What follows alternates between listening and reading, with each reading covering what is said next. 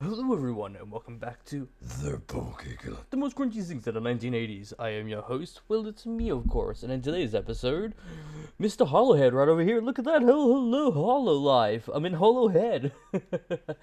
No. Today's video, it's literally my entire life in a nutshell. That's right, we got up to the 300 video. Let's fucking go. But if you are triggered by particular things, I highly recommend not watching it. Mainly more so due to the fact because it is a little triggering, or it can be triggering to some people. So let's fucking go. Let's get it on. Anyway, my mistake. Let's Get it on. Alright, so upon from even before I was born, I had it rough, due to my mother being on multiple different drugs at the time. From when I was in her womb, and because of it, I was diagnosed with a learning disability, a full-fledged learning disability, which till this day I still have.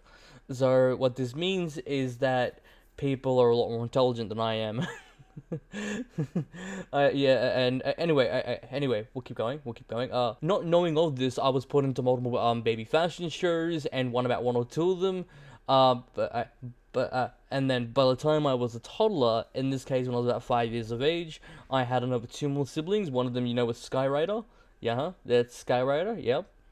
Yeah, and due to my family being poor, my father ended up committing suicide. Sadly enough, I never actually got to full on spend time with him as much since I was five.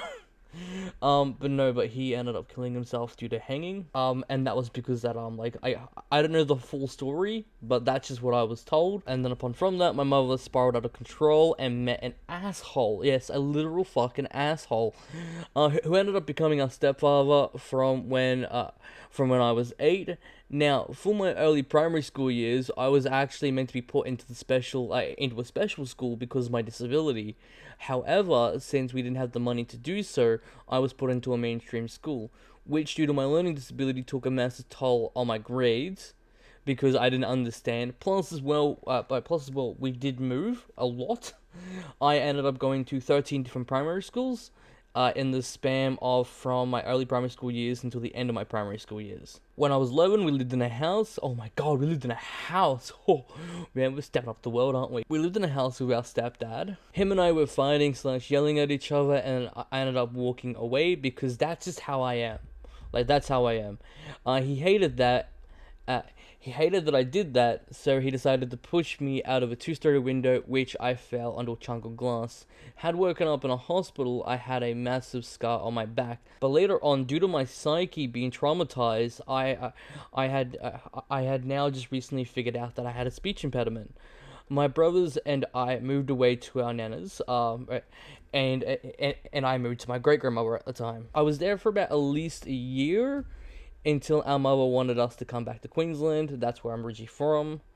Uh, However, when we got back, child safety ended up stepping in, and on top of that, they took all of us away from our mother. My brothers were raised into foster families, however, I was not. I was put into a residential care. So in this case, this is where kids from juvenile detention centers or kids with criminal histories, that's where they come in. I did, however, meet one kid, Barich, he was amazing all around. He taught me how to skateboard, and on top of that, but he left before I did to become a musician. And on top of that, till this day, he's still following his dream. I didn't stay long after that, and on top of that, I moved around. But I moved at least up to 30 times throughout the years, and that was from the ages of 12 to 16. So 30 times in 4 years. However, since I was the quote unquote good kid, I was I was the kid that was going to school. I was the kid who who actually tried. I always got a reward for my birthday, and the reward was that I can go anywhere I wanted, and I do mean anywhere. Like one of the years we ended up going to New Zealand, but the other kids went to New Zealand. I stayed home, and the reason why is because I actually wanted to go to an anime expo. So in this case, a big Comic Con kind of thing, and that's what I did for every year. The first year, I actually dressed up in a Pikachu onesie. Yeah, like when I got there, I was so shocked and horror with everyone else's costume. I'm like, mine feels understated. But it was my first year, and on top of that, like, I just felt like I was at home. Like, I met a crap ton of friends, and I was happy with that. However, when I was with the residential care, I did, however, see a psyche, and from his analysis, he came to the conclusion that I have another disability. I was never told until my early 20s, which is actually kind of funny enough because I was only told last year. So yeah, but alright, but we ain't gonna get into that yet because we're still because we're still in our primary school years. Since I hated moving around so much, I ended up running away for a year, which at first I was on the streets, and then a friend of mine said, "Hey, come stay at mine. My mum will be fine with it." I ended up staying with him and his mum. His mum took me in. She fed me, she clothed me, she made me part of like a real family, and I was happy. Plus, as well, I had an older sister. Like me personally, I'm the oldest of my family, and it just felt nice knowing that I had someone older than me, like someone to look up to. Uh, uh, uh, she had the paperwork to fully adopt me, and that was my quote unquote stepmom. But I call her mum. She had the adoption papers. She was ready to adopt me. However, my mother ended up saying no. Then afterwards, she demanded that I was removed from the house and be put back into child safety. So I was removed from the place that I called home. And then by the time that I found the house again, it was already too late. She ended up moving away. But no need to worry. I do still have her on Facebook, so I still do talk to her on there. So that's good. That's good. But due to this, I was moved into a foster family, for a little bit, where it was funny because the girl that I lived with, right, has just so happened to be the younger sister of the guy who taught me how to skateboard back in residential care. Yeah, yeah, the musician in this case. Due to the let's say quote unquote male figure of the household, the adult male, him and I got into a bit of an argument, and bippity boppity boo, I walked away like normal. He didn't like that. He thought I was actually going for his guns. So here in Australia, like having guns is very rare. But because since he was ex-military, he actually was allowed to have them. Alright, but he thought I was going for his guns, so he ended up flipping me on my ass. Which upon from that, I smashed the back of my head, and upon from that, like I got short-term memory loss, as well as a minor small brain damage. Alright, now on to my high school years. I was only ever part of two high schools in my life. One of them at the start of the year, and the other which I stayed from all the way from year 8 all the way to year 10. To year 10. At that point in time, I was transferred away from child safety into another organization, which helped teens like move into independency. That was fine. I had no problem with that. However, I lived 2 hours away by car, so I had to wait, which upon from that would always make me late. Alright, but because since I was put into the mainstream section, I was failing all of my classes, which upon from that I was transferred a couple months later into the special education unit, which I was meant to be in. Regardless, but upon from that, like, I loved it. Like, I loved it to bits. Like, these were my people. Like, I spent almost every single lunch breaks just playing Yu-Gi-Oh! Like, just playing the full-on trading card game non-stop. With friends that were a lot more older than me. I actually remember this one time that I bought a dual disc. Man, I thought I was the top shit back then. Only thinking about it now, I'm like, oh god, that was so cringe. But because since my friends were older than me, I watched them one by one disappear due to graduation. And on top of that, I was alone again. Also, I thought I was alone again. But the kids from the same year that I was in wanted me to teach them how to play Yu-Gi-Oh! Which I taught them how to play Yu-Gi-Oh! They bought their own cards, and on top of that, we played until year 10, which upon from that, I was kicked out of high school because since I was always late. But I told them that it wasn't my fault. I lived like 2 hours away by car. I had to wait till 7 a.m. for my part-time carer in this case to come pick me up and drop me off. After that, I went to a college. And got my year 11 done. However, due to it being a mainstream college and not a special education college, that's as far as I got. I did spend 3 years trying to do my year 12, but that never happened. So I stepped away from that after that. I ended up moving away upon from that, and then afterwards I lived with a couple of cosplayers, which I actually met at the convention. from back years ago, which we just stayed in contact with. And then upon from that, they showed me what fursuiting was. Now, I had no idea that fursuiting or furry in this case was an entire sexual ordeal. I just thought of it like another cosplay thing. So we ended up going to furry meetups. I went to them. It actually got to a point where I spent so much time with them that I actually became a not just a full-fledged member, but I became one of the admins. Yes, I became one of the admins, for fuck's sake. But since I didn't have a job, my housemates got jealous and kicked me out. And it's not because I don't want to work, it's because since I'm currently so disabled, like psychologically disabled, I can't actually work at all. So this is the reason why I chose YouTube as a job. But we'll get into that like a bit more later on. Which I moved in with a gay furry friend. At the time, I didn't know he was gay. But he tried so hard, for me to fuck him. I said no, I said no, I said no, and then upon from that, our housemate, which was also gay, dated another guy, which that makes sense, but he was heavily into drugs, which he brought back to the house, and on top of that, I hung up with him a lot more. I didn't know about the whole drug thing, but I just hung up with him because he was cool. To me, he was cool, but drugs are not cool. But upon from that, I fell into the wrong crowd, and then when he ended up leaving his friend group, I was left there behind. Which upon from that, since I didn't take any form of drugs, they didn't like me, so they ended up jumping me completely to the actual point where one of them ripped out a knife, and on top of that, physically slashed my arm. Went to hospital, came out of hospital, and then after that, I moved into my grandmother's for the first time. Yes, there is more than one time. And then I stayed there for a bit, and then afterwards, I flew down to Melbourne to see a girl that I was dating at the time. However, she broke things off halfway through my vacation. Of going down there, so I left and went back to my grandmother's. When I got back, I moved again into another cosplay house, which was just me and a bunch of friends. However, due to rumors of what happened with someone I didn't even know of, someone that I had no idea, I was fully removed from the house, and then upon from that, like, they just kind of, yeah, like, they just removed me from the house completely, and on top of that, like, I was removed from, not just from my cosplay friends, but my furry friends in this case as well. It turned out that a girl who really liked me, who had stalked me for years, told everyone that I slept with her, and then when they came up and asked me, I said no, I had no idea who the hell she is. They went with the assumption that I was lying, so that's the whole reason. The girl who I liked at the time ended up finding out, and then stopped being friends with me completely. Like, we were getting there, like, we were slowly working up to it, and then afterwards, when she found out, she just full on went nut. And to add insult to injury, my broken heart in this case, the people who had jumped me had been telling people in the heavy metal and death metal community that I'm a nasty person.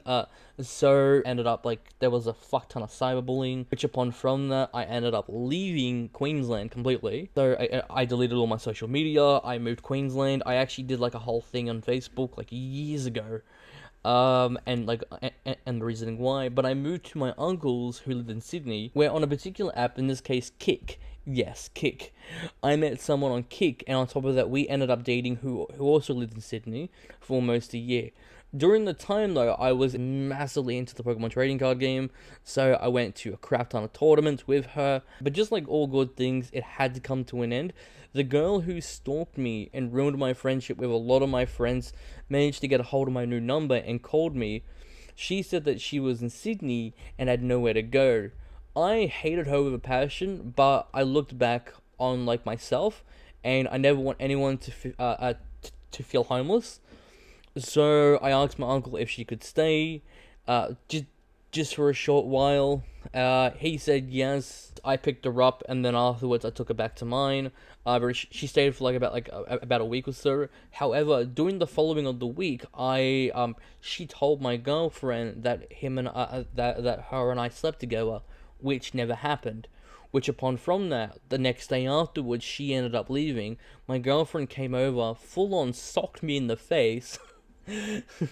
Said that it was over, and then afterwards completely left. It wasn't until a couple months afterwards that I found out what happened, and I told her that by the time that I could tell her that that wasn't true, it was too late. She already moved on. And then so after that, a month goes by. Then afterwards, I get a phone call from a friend of mine, that she is in trouble and could lose her house completely. I asked if she had a room. She said yes. So within the week, I booked a flight from New South Wales back to Queensland and to had to stay with her. However, by the time I got there, she already found a new housemate, which upon from that, she said, I don't need you anymore. And I said, well, I just flew from New South Wales. She said, oh, well, suck shit. So I was now homeless again. I ended up like going onto like particular websites looking for like housemates and etc. I ended up finding one a bit strange. So I called up and I said, "Hey, are you this particular person?" It turns out that the people that I found were actually people from my old high school that I used to hang out with. And upon from that, they said, yeah, come in, move in with us and shit like that. So I ended up moving in. But due to my special conditions, they couldn't handle me for very long. So we came up with an agreement. I stay there until I find an apartment, and then afterwards, I move. Simple as that. They were happy with that, and that's what happened. I ended up finding an apartment. I moved into it. It was a 1-bedroom flat. That's when I started doing YouTube. That's when I turned to YouTube. But I didn't just go like, oh, I want to become a YouTuber. No. Throughout my high school years, I always wanted to do YouTube, but I needed to know the knowledge. So upon from that, I spent the last, I would say, about 6 to 8 years learning everything about YouTube, learning about editing and etc. Like normally, it doesn't take someone that long, but because since my disabilities, that's how long it took me to do it. Saving up, buying everything that I need, like like I had to go out and buy the editing program, I bought I bought one monitor at the time. I had a 2012 back in like 2019 Acer Tower. So upon from that I used that to start YouTubing. I had a shit $20 like camera, which what's funny is that it's the same camera that I still use. I do have a photography camera, but I just don't use that. I do use like a cheap HD Microsoft camera. However, I have ordered a new camera. As I was doing YouTube, I went to a special school that helps adults finish their year 12. Upon from that, I'm like, yes, okay, this is something that I can do. I can now finish my year 12. But halfway through the year, that's when coronavirus hit. I never got to finish, and then afterwards, I'm still currently, it's still technically year 11. I am planning to finish my year 12 again once I find a new apartment. But upon from me living in my own apartment, I ended up meeting a girl. She was completely homeless. This is currently my ex. Due to legal reasons, I can't speak of her or much about her. So all I will say is that we got a house together. We broke up, shit happened. And then afterwards, I moved back into my grandparents, which is currently where I am now. But upon from this, what ended up happening is that I ended up getting an email from my doctor saying and stating, oh, hey, we found what you were diagnosed with. It turns out that I was diagnosed with PTSD, autism, depression, anxiety, and just a crap ton more. And then upon from that, I became a VTuber, and I love VTubing, and the reason why it is because of my anxiety. I suffer from 2 types of anxiety, which is social anxiety and mass anxiety. I hate the way that I look. Like, I'm not fat, just stand there. I can't sit there and look at my own face. So like I decided to go, hey, VTubing, yeah, sure. I became an anime boy, so I'm like, fuck yeah, like I can be me without looking at myself. So I was happy with that. But to end it all up, hi, my name is Jesse. I'm 23. I'm an Australian VTuber. I'm 5'10". I have 9 facial piercings and only 4 tattoos.